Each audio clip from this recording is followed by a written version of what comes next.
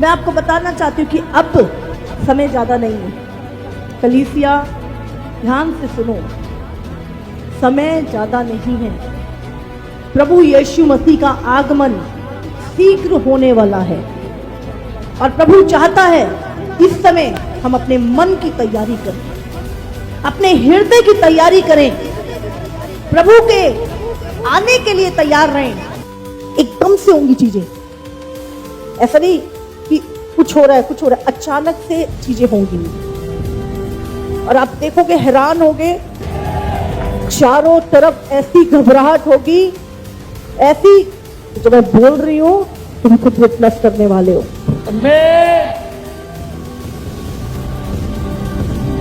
Hallelujah. और जितना ये चीजें होंगी नहीं है तो ये संसार कह रहा थोड़ी देर में खत्म हो जाएगा, ये दुनिया खत्म हो जाएगी, लोग मर जाएंगे, यीशु आने वाला है बादलों पर। ये क्या हो रहा है लोगों को नहीं पता। अभी अगले साल भी आप रैप्चर सुनेंगे, लोग उठा लिए जाएंगे बादलों पर, लोग ठट्ठा कर रहे होंगे, गिड़गिड़ा रहे होंगे, पति पत्नी जा रहे होंगे। बाइबल बोलती है 2 में से 1 ले लिया जाएगा, एक छोटी, लोग मर जाएंगे, यीशु आने वाला है बादलों पर। लोगों को नहीं पता। अभी अगले साल भी आप रैप्चर सुनेंगे, लोग उठा लिए जाएंगे बादलों पर, लोग ठट्ठा कर रहे होंगे, गिड़गिड़ा रहे होंगे, पति पत्नी जा रहे होंगे। बाइबल बोलती है 2 में से 1 ले लिया जाएगा, एक छोड़ दिया जाएगा। कह रहा 2 जन चक्की पीस रहे होंगे, एक ले लिया जाएगा, एक छोड़ दिया जाएगा। 2 खेत में काम कर रहे होंगे, एक ले लिया जाएगा, एक छोड़ दिया जाएगा। कह रहा हल्ला मचाने वाले, नाम धराई करने वाले यहीं रहेंगे 3.5 साल और परमेश्वर कह रहा है भुखमरी लेकर आएगा, अकाल लेकर आएगा। कहता वो रोटी मांगेंगे, रोटी नहीं मिलेगी। कहता कि वो मौत मांगेंगे, मौत नहीं मिलेगी। कहता वो पानी में डुबकी लगाएंगे लेकिन वो ऊपर आ जाएंगे, मौत नहीं रहेगी। कहता कोई डॉक्टर नहीं रहेगा इलाज करने वाला, क्योंकि यीशु मसीह उन्हें दिखाएगा 3.5 साल इस धरती पर जिन्होंने यीशु मसीह के नाम को पैर तले रौंदा है, जिन्होंने यीशु मसीह के नाम को कुचला है, जिन्होंने अपमान किया है, अभिषेक का अपमान किया है, अभिषिक्त का अपमान किया है, जिसने मेरा अपमान किया है, जिसने आपका अपमान किया है, वो बदला लेने वाला परमेश्वर जिंदा है। याद रखना यीशु मसीह के नाम में। मैं उन लोगों को बता रहा हूं कि अगर आज आप चाहते हैं कि परमेश्वर आपको 100 गुना दे, परमेश्वर से ये मांगो, परमेश्वर कि तू मुझे आज पवित्र आत्मा मेरे चरित्र में सुधार कर दे। यहाँ 100 गुना मिल सकता है लेकिन ऊपर आपको 100 गुना नहीं मिलेगा। याद रखना, कहता आपको अपनी लाइफ के अंदर ये बात याद रखनी है। परमेश्वर अगर मेरे चरित्र में कोई व्यभिचार करने की गंदी आदत है तो आज छोड़ दे। परमेश्वर अगर मेरे चरित्र में शराब पीने की गंदी आदत तो छुड़वा दे। परमेश्वर चाहता है कि जब आप सुधार करेंगे, आज रात के बाद परमेश्वर आपके घर में सुधार करना शुरू करेगा, आपके हार्ट में सुधार करना शुरू करेगा, आपके लीवर में सुधार करना शुरू करेगा, आपके जीवन में सुधार करना शुरू करेगा।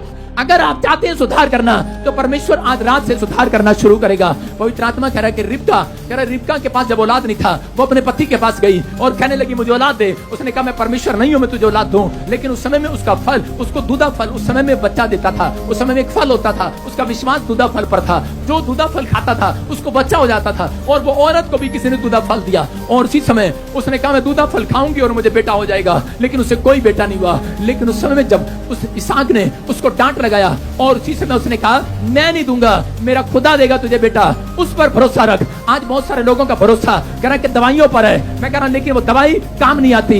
लेकिन उस समय में उस औरत ने जब अपने पति की डांट खाई और बैठकर प्रार्थना करने लगी, तभी परमेश्वर ने उसकी आवाज को सुना और उसके घर में सुधार करना शुरू कर दिया और उसको मां बना दिया। मैं कह रहा हूं आज रात बहुत सारे लोगों के पेट में सुधार होने लगेगा। आज आपका भरोसा जब परमेश्वर पर होगा, आज वचन पर होगा, पवित्र आत्मा आपकी लाइफ में कहता कि आज कोई कैंसर है सुधार होगा। तू आ गया है, तू विश्वास कर ना कर। आज रात मैं कह रहा हूं तुम विश्वास करो ना करो, लेकिन आज रात तुम 100 गुना छुटकारा लेकर जा रहे हो।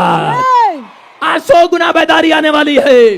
जो लोग मजाक उड़ाते हैं, हल्ला मचाते हैं, जो लोग बोलते हैं यीशु नहीं है, मैं कह रहा हूं उनके लिए यीशु आ गया है। मैं आपको बता रहा हूं कि पवित्र आत्मा मेरी जिंदगी में आया, मुझे पता नहीं था। मैं 8वीं क्लास से शराब पीने लगा, नशा करने लगा और मैं हल्ला मचाता था। मैं सोचता था मैं कोई यीशु मसीह नहीं है।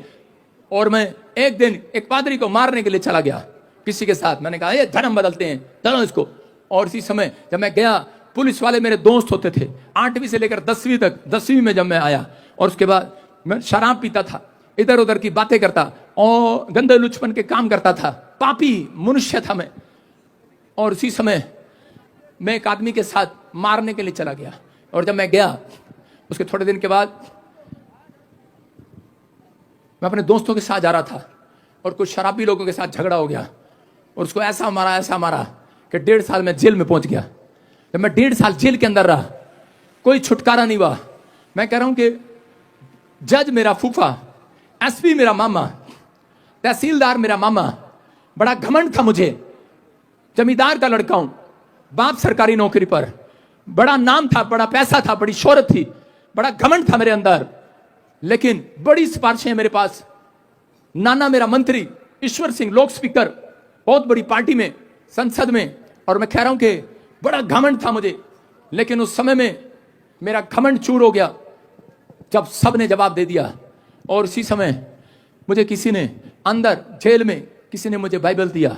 उसने कहा मैं एक जाट परिवार से हूं और मैं हिंदू फैमिली से बिलोंग करता हूं, लेकिन उस समय किसी ने मुझे बाइबल दिया, मैंने उसे उठा कर ऐसे रख दिया। मैंने कहा चल हट। मैंने कहा कोई भगवान नहीं है। लेकिन मुझे भूत दिखने लगे, रात को मेरे सामने नाचने लगे। आज मैं तो किसी दुष्ट आत्मा से जकड़ी हुई औरत को देखता हूं, मुझे अंदर से पीड़ा होती है। मुझे रोना आता अंदर से। वो कैसे दुख उठा रही हैं, कैसे प्रॉब्लम में हैं। लोग मजाक उड़ाते हैं, लोग ठट्ठा करते हैं, लेकिन जिस व्यक्ति के घर में दुख है उसी को मालूम है दुख क्या होता है। सब लोग मजाक उड़ाते हैं, मेरा भी मजाक उड़ा रहे थे। मुझे दुष्ट आत्मा दिखाई देने लगी अंदर। मैं बोलता था कि औरतें दुष्ट आत्माएं जेल में कैसे आ गई, आदमी लोग हैं यहां पर। मैं किसी को बताता, कभी मैं तागा बंधवाता, कभी मैं तबीज लेता, सब कुछ करता, लेकिन कोई मेरा हालात ठीक नहीं हुआ।